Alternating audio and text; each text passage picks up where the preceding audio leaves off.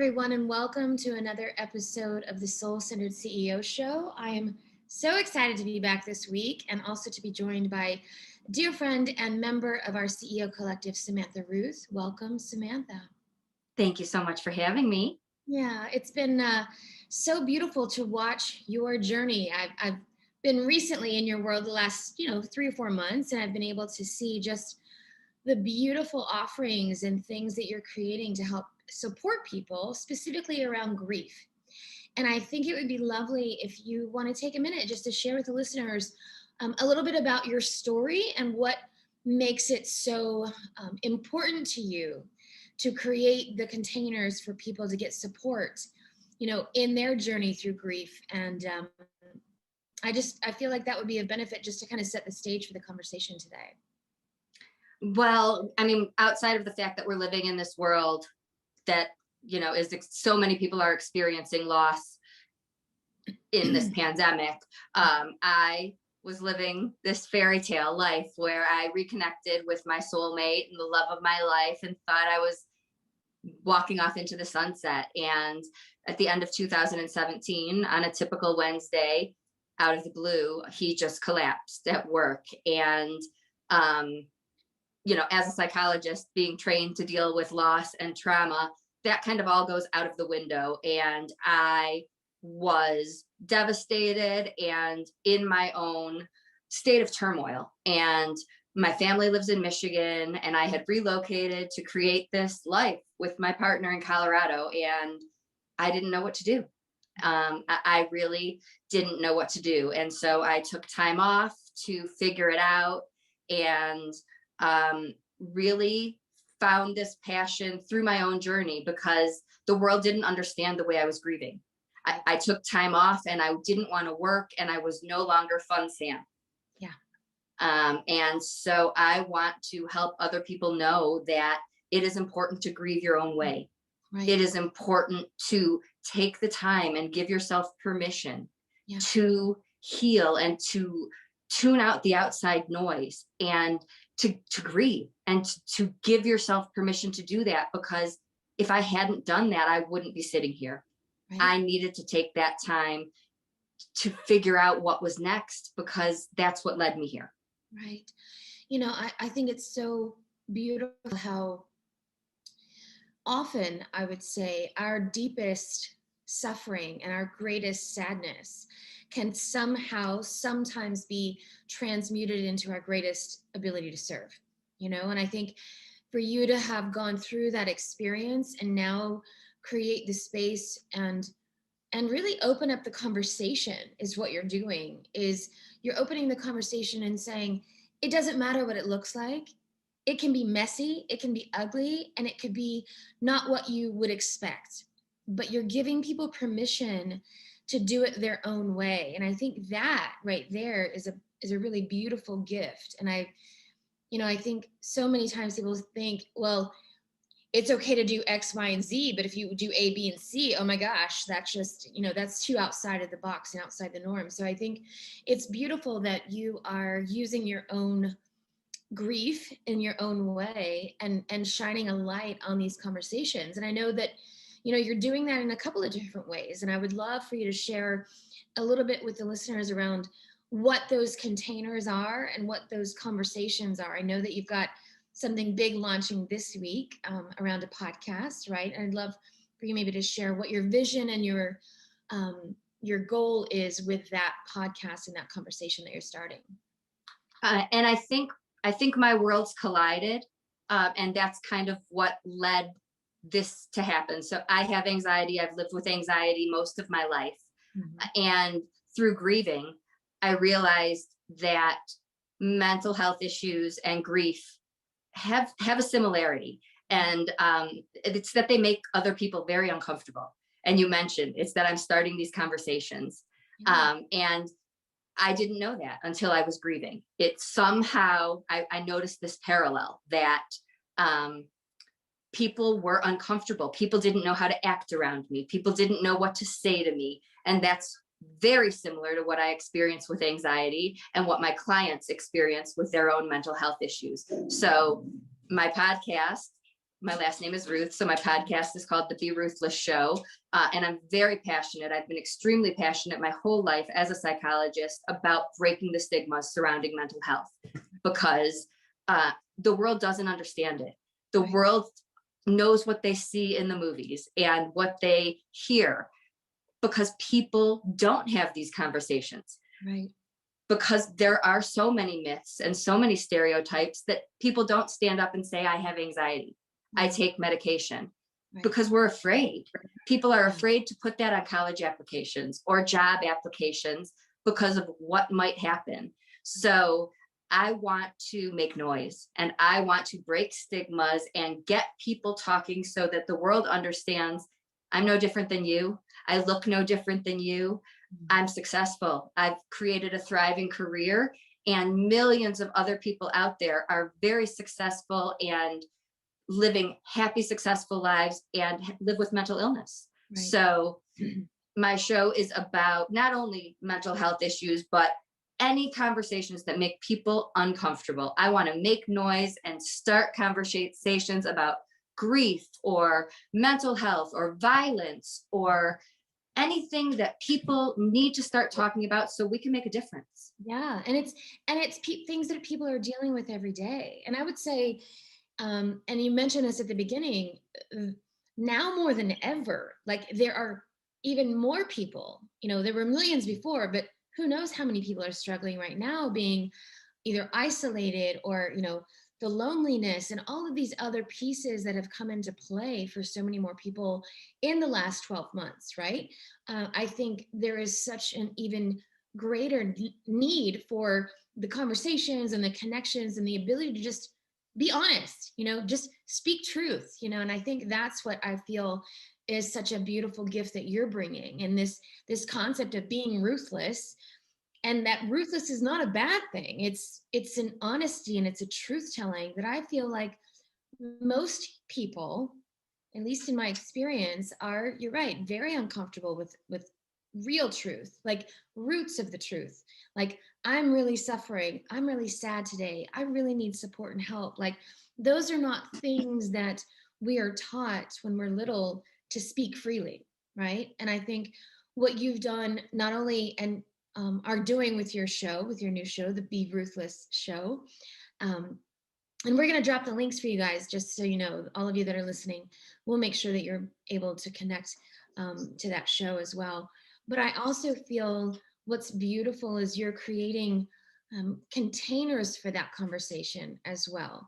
And I know you recently just created something really beautiful to really help people in the day-to-day, right? So in the day-to-day world that they are in, whether it is an anxiety or depression or isolation or grief, through your beautiful community on Facebook. Do you want to share a little bit about what you're creating there? Because to me, most of us probably need to be in connection and in that conversation in some way as well.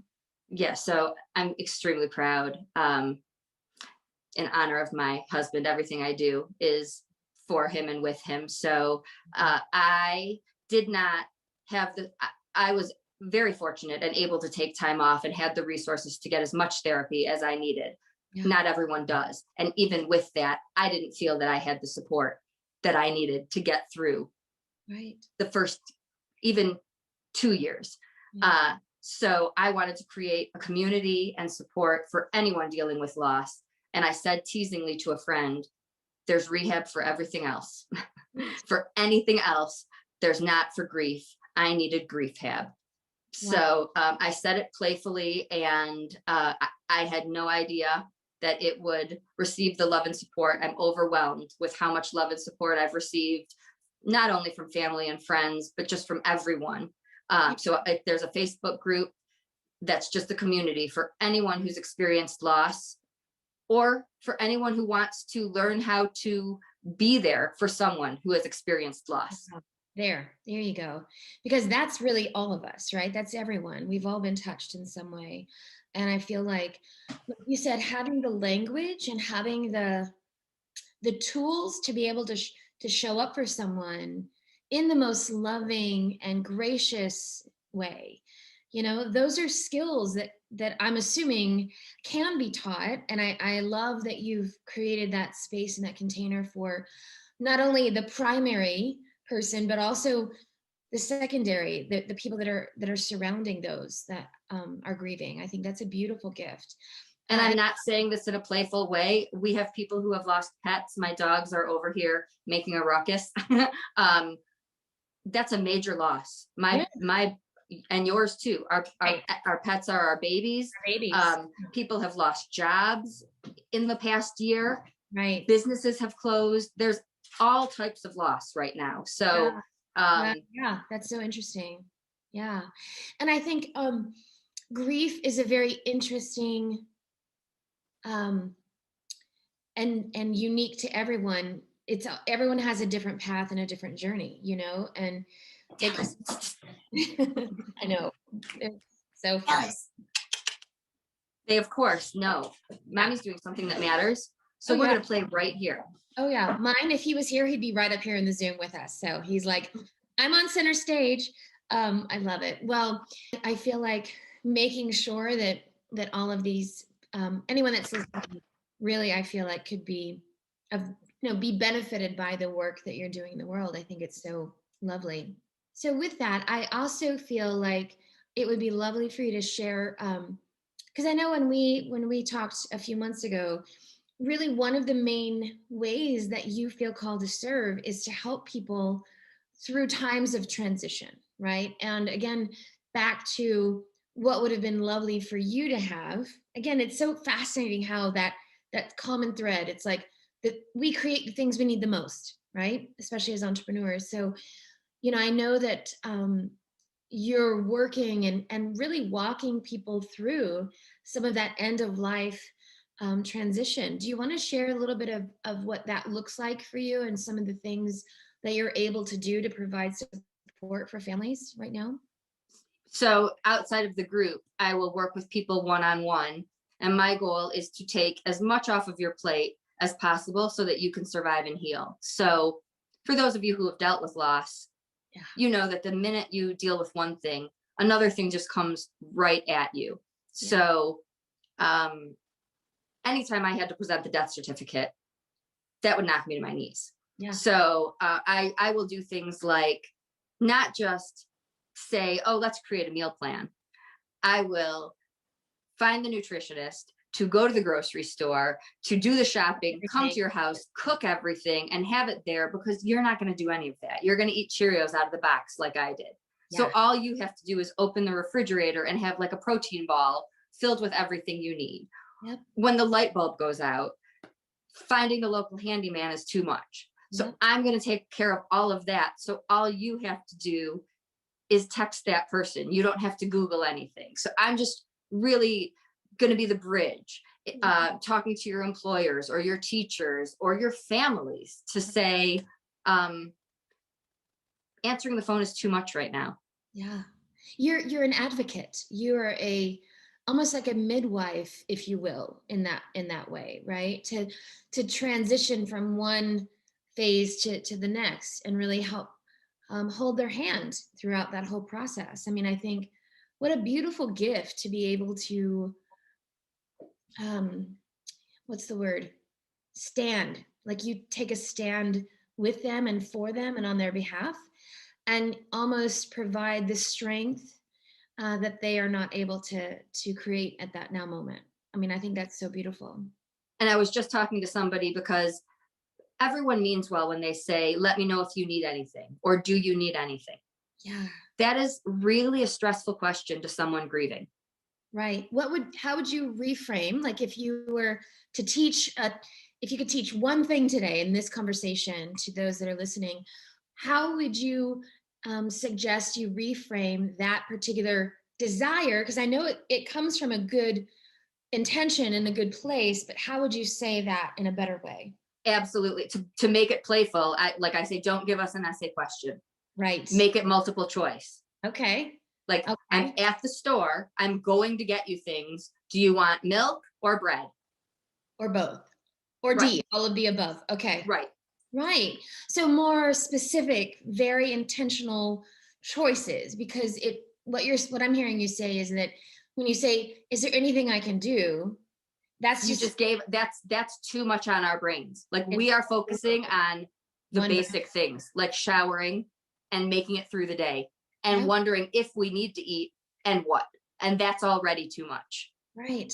Right. And I think, you know, again, your the depth of your knowing because you have lived through it is the greatest blessing to your clients because you understand them in a way that a lot of people could never understand, you know? And like even just saying that, what you just said, it's like, oh, now we all know.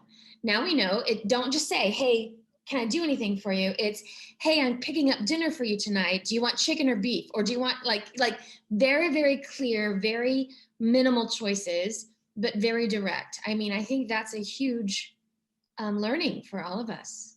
Right. And we know everyone means well. We're not offended. We just truly can't answer. Right. So And then unless we do you've been nothing. there, you don't Right. know. Unless, Right. literally, unless you have been in that situation, you don't know what it feels like and you don't know how you would respond. And so I think that's so, it's so simple and it's easy when you have that knowledge and that information. And I'm sure there's going to be so many more things like that. Like even just those tiny little modifications can be such a huge blessing. I'm assuming you're going to be teaching some of those during your show and then also in your group on Facebook as well. Yeah. And I just feel like I'm a bridge or a translator, and it sounds simple. It's not, Right. for the individual or the person receiving. Right. Yeah. Don't think you're doing anything wrong. This is trauma. This is difficult stuff. I've lived it. So I'm only saying it in simple terms because I've been through it. Right. And you've had, so here's, I think, what's so unique about you and your situation and your work in the world is that not only do you have the personal experience, but you also have the professional expertise, right? I don't think we didn't really bring that as much to light but in this conversation, but you know, I think what's really a huge impact on the work that you're doing is that you have both the professional background and training expertise and the day to day I've lived through this, so I get it in a way that most people with just the education. Do you see? Like that's a huge differentiator, I think, for you because you Absolutely. And got my education meant nothing when it happened to me. right, and I think that's so interesting how a lot of that just goes out the window when you get into the actual reality of day to day. You know, I think that's it's fascinating. And so one last thing I do want to share about is that we are doing our Soul Centered CEO Summit next week. And I'm super excited about that. And I'm thrilled to have you as one of our special guests and speakers for one of the breakout sessions. So for those of you that are listening and want to be part of that, we'd love to have you. Essentially, it's a 2-day opportunity to come together in connection, in collaboration, and community. And for your part specifically, I'm so excited that you're going to be sharing around kind of this mental health and resilience and how do we get through these times? Because, you know, for a lot of us that are entrepreneurs, we are by ourselves. Like I'm by myself all day, every day. My connection is through clients and conversations in my community, and the collective really is a huge part of my connection. And so I'd love for you to share, if you know, kind of some of the points that you might be talking about next week during the summit as how we can be more resilient during these difficult times that we're in. You want me to give it away? Well, no, not all of it, but just maybe one tip or one idea that you're going to be sharing about. Well, a large part, you just said connection is huge. And a lot of people think that you have to set aside like a full day or hours for connection. And Dallas, you can make 5 minutes in the middle of a busy day to set aside, to just call somebody and have a quick chat. And that's so important to keep your sanity, to keep a positive, upbeat attitude, and to stay, especially for those of us alone, like you said, to keep your loved ones near in all that we're going through right now. Yeah, I love it. Well, I'm super excited for your session because I know that I need it, right? And I think there's so many of us that are really needing to up our game when it comes to self-care, resilience. How do we build in more than we've ever done before? Like, I know it's taken me a lot more. I have to really be intentional about it. Whereas before, it was a little bit easier for me. And now I'm just like, oh man, I've got to have the red light and the things and the exercise and all the stuff to make sure that I'm taking good care of myself. So, well, I'm thrilled to have you part of that. And of course, we'll leave the links in this episode as well for the summit for you guys to join us. Is there anything else before we close out today that you want to make sure that you include in this conversation, or do you feel like we got to the meat, the roots of the truth? We got to the roots. What I'm really passionate about is people being true to yourself, which I lost in, we have that as kids. Yeah. We know how to do that. And then in midlife, sometimes we get caught up in the noise. So my big message is to be you and do things your way, and live life on your own terms. Amen. I love that so much. Thank you for your time today. I'm so happy that we were able to have this conversation, and I want to make sure that for all of you that are listening, we will have all of the links and details, so that way you can stay in touch with Samantha Ruth and listen to her show, Be Ruthless, that's launching tomorrow. Super exciting, and we can't wait to see how many lives and people that you impact with that. I'm so excited for you. Thank you so much for having me. Thank you. We'll see you all in the next episode.